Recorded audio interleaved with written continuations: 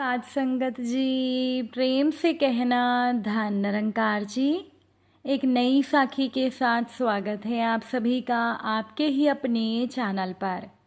आज की साखी का विषय है सच्चा ज्ञान और सच्चा संत। चलिए सुनते हैं आज की ये साखी। साध संगत जी, नामदेव जी महाराष्ट्र के महान संत थे, परंतु एक बार इनके मन में सूक्ष्म अभिमान घर कर गया कि भगवान तो मेरे साथ बातें करते हैं, क्योंकि नामदेव जी भगवान के साथ बातें करते थे। एक बार ऐसा हुआ कि महाराष्ट्र में संत मंडली इकट्ठी हुई। तब मुक्ताबाई ने गोरा कुम्हार से कहा, इन संतों की परीक्षा लो, इनमें से पक्का कौन है और कच्चा कौन है। गोरा कुम्हार ने सभी संतों के मस्तक पर ठीकरा मारकर परीक्षा करने का फैसला किया। किसी भी भगत ने इससे मुंह नहीं बिगाड़ा, परंतु जब नामदेव जी के माथे पर ठीकरा मारा गया तो नामदेव जी ने मुंह बिगाड़ा। उनको घमंड हो गया कि कुम्हार के द्वारा घड़े की परीक्षा किए जाने की रीति से क्या मेरी परीक्षा होगी। साध संगत जी, गोरा कुम्हार ने नामदेव से कहा, सबका माथा पक्का है, एक तुम्हारा माथा कच्चा है। तुम्हारा माथा पक्का नहीं, तुमको गुरु की ज़रूरत है। तुमने अभी तक व्यापक ब्रह्म का अनुभव नहीं किया। साध संगत जी, तब नामदेव जी ने अपने इष्ट भगवान से फरियाद की। भगवान ने भी उनको कहा कि गोरा भगत जो कहते हैं वही सच है, तुम्हारा मस्तक कच्चा है। मंगल बेड़ा में मेरा एक भगत विशोभा खेचर है, उसके पास तू जा, वो तुझे ज्ञान देगा। इसके बाद नामदेव जी विशोभा के पास गए। उस समय विशोभा शिव जी के मंदिर में थे। नामदेव जी महादेव जी के मंदिर में गए। वहां जाकर उन्होंने देखा कि विशोभा खेचर शिवलिंग के ऊपर पैर रखकर सो रहे थे। विशोभा को मालूम हो गया था कि नामदेव आ रहे हैं, इसीलिए उन्होंने नामदेव जी के ज्ञान चक्षु खोलने के लिए ऐसा काम किया था। ये देखकर नामदेव जी नाराज हुए। उन्होंने विशोभा को शिवलिंग के ऊपर से अपना पांव हटाने को कहा। विशोभा ने कहा, तू ही मेरा पैर शिवलिंग के ऊपर से उठाकर किसी ऐसी जगह रख दे जहां शिवजी ना हो। साध संगत जी, नामदेव जी जहां पर भी विशोभा का पैर रखने लगे, वहीं वहीं भगवान शिव प्रकट होने लगे। पूरा मंदिर शिवलिंगों से भर गया। नामदेव को हैरानी हुई। तब विशोभा ने कहा, गोरा काका ने जो कहा था कि तेरी हांडी कच्ची है वो ठीक है। तुम्हें हर जगह भगवान नहीं दिखते, जबकि भगवान तो हर जगह विराजे हुए हैं। तू सब में ईश्वर को देख, भक्ति को ज्ञान के साथ भजो। नामदेव जी को अब सब में ही भगवान के दर्शन होने लगे। वो वहां से वापस आकर मार्ग में एक वृक्ष के नीचे बैठकर कुछ खाने लगे। वहां एक कुत्ता आया, वो रोटी उठाकर ले जाने लगा। अब तो नामदेव जी को उस जानवर में भी भगवान दिखते। जो रोटी वो कुत्ता उठाकर ले गया था वो रूखी सूखी थी। नामदेव जी घी की कटोरी लेकर कुत्ते के पीछे दौड़े। पुकार कर कहने लगे, अरे विट्ठल, खड़े रहो, रोटी कोरी है, क्या घी लगा दूं। अब नामदेव जी को सच्चा ज्ञान प्राप्त हो चुका था। साध संगत जी, यही तो होती है सच्चे संत और सच्चे ज्ञान की पहचान, कि सच्चे संतों को हर किसी में भगवान का वास नजर आता है। किसी नगर में राजकन्या की शादी थी। मंगल के बाजे बज रहे थे। उसी नगर में एक सिद्ध महात्मा रहते थे। महात्मा भी आवाज सुनकर दरबार में गए। राजा से महात्मा को ये मालूम हुआ कि राजकन्या का विवाह है। महात्मा ने कन्या को देखना चाहा। राजा ने कन्या को बुलाया। राजकन्या ने आकर महात्मा के चरणों में प्रणाम किया। महात्मा ने ना मालूम किस अभिप्राय से राजकन्या को देखकर राजा से कह दिया, इस लड़की का विवाह हमसे कर दो। राजा ये सुनते ही सहम गया। राजा बुद्धिमान था। महल में जाकर राजा एक जोड़ी बहुमूल्य मोती लाया।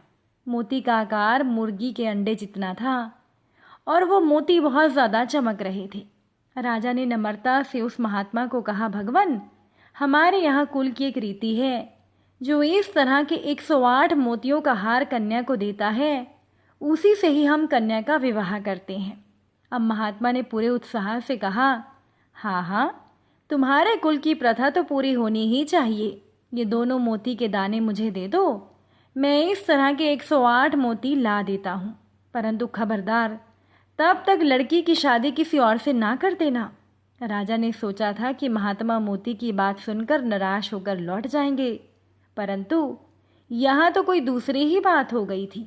राजा जानता था कि ये महात्मा उच्च दर्जे के सिद्ध पुरुष हैं, उनकी आज्ञा ना मानने से अमंगल हो जाएगा।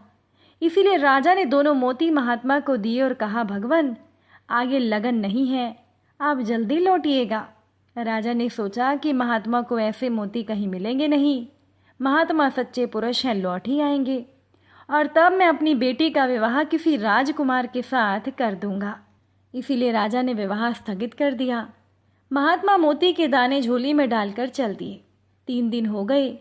महात्मा समुद्र के किनारे बैठ कमंडल भर भर कर समुद्र का जल बाहर उलीच रहे थे। उन्होंने खाना पीना सोना सब छोड़ दिया था। ना थकावट थी, ना विषाद था, ना निराशा और ना ही विराम। एक लगन से काम चल रहा था। अब महात्मा की इस क्रिया से प्रकृति में हलचल मच गई, क्षोभ उत्पन्न हो गया। समुद्र देव ब्राह्मण का रूप धर कर बाहर आए। ब्राह्मण ने पूछा, भगवान, ये क्या कर रहे हैं? समाधि से जगे हुए की भांति उनकी ओर देखकर सहज सरलता से सिद्ध पुरुष बोले, 108 मोती के दाने चाहिए। समुद्र में पानी नहीं रहेगा तब मुझे मोती मिल जाएंगे। ब्राह्मण ने कहा, समुद्र क्या इसी तरह से और इतना जल्दी बिना पानी का हो जाएगा? महात्मा ने कहा, हाँ हाँ, क्यों नहीं, हो जाएगा। पानी तो उलीच ही रहे हैं, 2 दिन आगे पीछे होगा, अपने को कौन सी जल्दी पड़ी है। अब समुद्र देव, जो कि ब्राह्मण का रूप धर कर आए थे, वो बोले, अगर समुद्र आपको मोती दे दे तो? महात्मा बोले, तो फिर हमारा समुद्र से कोई दुश्मनी ही नहीं है, जो हम उसे पानी के बिना बना देंगे। ब्राह्मण रूपी समुद्र बोला, अच्छा तो लीजिए। समुद्र की एक तरंग आई और मोतियों का ढेर लग गया। महात्मा ने झोली से दोनों मोती निकाले, उनसे ठीक मिलाकर 108 मोती चुनकर झोली में डाले और चलने के लिए खड़े हो गए।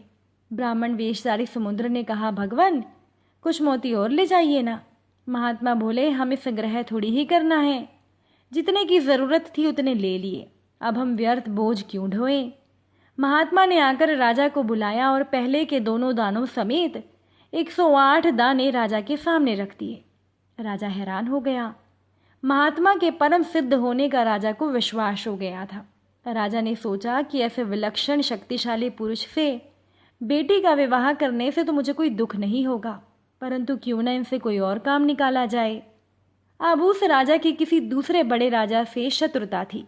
वो राजा तो मर चुका था, लेकिन उसका छोटा कुमार था। तो राजा ने सोचा, शत्रु का बीज भी अच्छा नहीं, महात्मा के हाथों से ये कंटक दूर हो जाए तो अच्छी बात होगी। ये सोचकर राजा ने कहा, भगवान, मोती तो आप बड़े अच्छे लाए हैं, एक और काम है। अमूक राज्य के राजकुमार का सिर आने पर लड़की का ब्याह होगा, ऐसा प्रण है। अगर हो सके तो आप इसके लिए चेष्टा करें। महात्मा ने कहा, अरे इसमें कौन सी बड़ी बात है, अभी जाता हूँ। महात्मा जी उस राज्य में चले गए, राजमाता से मिले। उस राजमाता ने महात्मा जी का नाम सुन रखा था। उन्होंने महात्मा की बहुत अच्छी आवभगत की। महात्मा बोले, माई, हम तो एक काम से आए हैं, हमें तुम्हारे कुमार का सर चाहिए। हमने एक राजा से कहा था अपनी कन्या का विवाह हमसे कर दो। उसने हमसे कहा है कि अमूक राजकुमार का सिर ला दोगे तब विवाह होगा, अतः तुम अपने लड़के का सर दे दो। अब उनका इकलौता लड़का था, वही राज्य का अधिकारी था। महात्मा के वचन सुनकर राजमाता के प्राण सूख गए, परंतु उनके हृदय में श्रद्धा थी। उन्हें विश्वास था कि सच्चे महात्मा से किसी का कोई अकल्याण नहीं हो सकता। राजमाता बोली, भगवान, लड़के का सिर मैं कैसे उतारूं? आप लड़के को ही ले जाइए। महात्मा बोले, ये तो और अच्छी बात है, उस राजा ने सिर ही मांगा था, हम पूरा ले जाते हैं, फिर सर उतार कर हमें क्या करना है। राजमाता बोली, भगवान, इसे मैं आपके हाथों सौंप रही हूँ। महात्मा बोले, हाँ हाँ, भगवान सब अच्छा करेंगे। राजकुमार को लेकर महात्मा अपनी नगरी में लौटे और राजमहल में जाकर राजा से बोले, लो ये रहा राजकुमार, आप पहले विवाह करो, खबरदार जब तक विवाह ना हो इस लड़के को छूना मत। राजा ने आनंद मगन होकर कहा, ठीक है भगवान, ऐसा ही होगा। महात्मा ने कहा, तो बस अब देर ना करो। विवाह मंडप रचा हुआ ही था, चौकी बिछाई गई, महात्मा जी दूल्हा बने। कन्या आई। कन्या को महात्मा जी ने एक बार फिर से देखा। अचानक से महात्मा बोले, अरे उस राजकुमार को तो यहाँ बुलाओ। राजकुमार को बुलाया गया। महात्मा ने उसे कन्या के बगल में खड़ा कर दिया। फिर दोनों को देखकर बोले, भाई जोड़ी तो यही सुंदर है। राजा, बस अब इसी राजकुमार से अपनी बेटी का विवाह कर दो। खबरदार जो जरा सी भी ची चपट की। राजा ना कर सका। राजकुमारी का विवाह शत्रु राजकुमार से हो गया। महात्मा के इस विचित्र आचरण का रहस्य अब राजा की समझ में आया। राजा का मन पलट गया था, शत्रु मित्र हो गया। अब महात्मा जी अपनी कुटिया पर जाकर पुनः अपने तप में लग गए। साध संगत जी, जो सच्चे महापुरुष होते हैं उनकी क्रियाएं किसी अज्ञात उद्देश्य से बड़ी विलक्षण हुआ करती हैं।